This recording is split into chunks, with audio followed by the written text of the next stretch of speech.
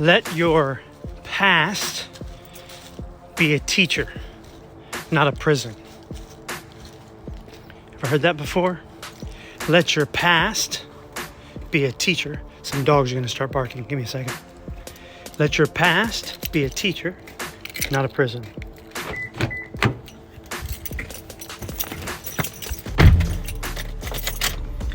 My name's Chris Tarwater, and I'm living outside normal. For those of you who do not know me, it's nice to meet you. A number of years ago, my sister told me, let your past be a teacher, not a prison. I was caught up in the fact that it seemed like in my life there was failure after failure after failure after failure after failure. Have you ever felt like that before? Just recently I read a book, and the book is called Psycho-Cybernetics. And in that book, he talks about your failures being corrective course mechanisms, and that we have an opportunity, if we have a failure mechanism, to create a success mechanism.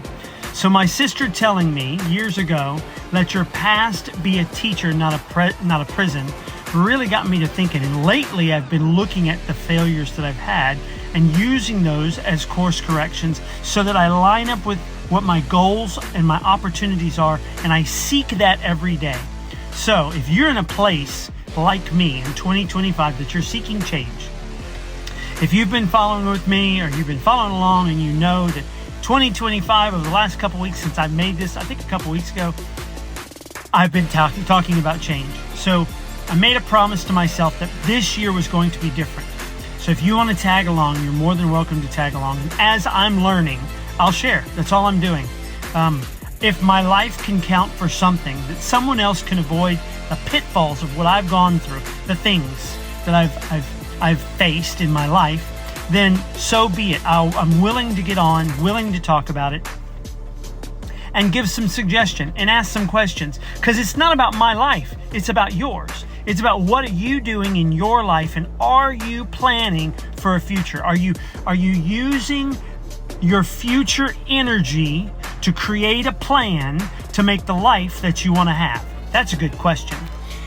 In other words, when we have a desire in our heart to have something in this life, we have to allow that desire to become a vision, and that vision has to become a goal that we set, that we go to reach, living by a standard of a lifestyle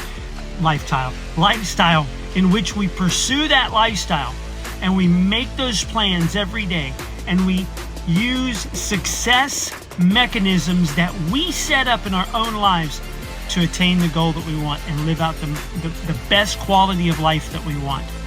So I'm going to start a YouTube channel, or I started one a couple years ago. If you want the full testimony, you want to hear my story, you're more than welcome. It's called Living Outside Normal. It is on YouTube. Anyway, that's it. I just wanted to give you a quick Sunday encouragement. Use your past as a teacher, not a prison. Let the past mistakes correct your ideas for tomorrow and execute that plan that you want to carry out. Hopefully that helps. Happy Sunday. Today is actually the first day of the week. I hope you had a restful one. Isn't a great way to start your week from a place of rest and not a place of tired, of fed up, of angry. But today we get to rest, and tomorrow we hit the ground running. So hopefully that helps. Have a great evening. We'll talk to you soon.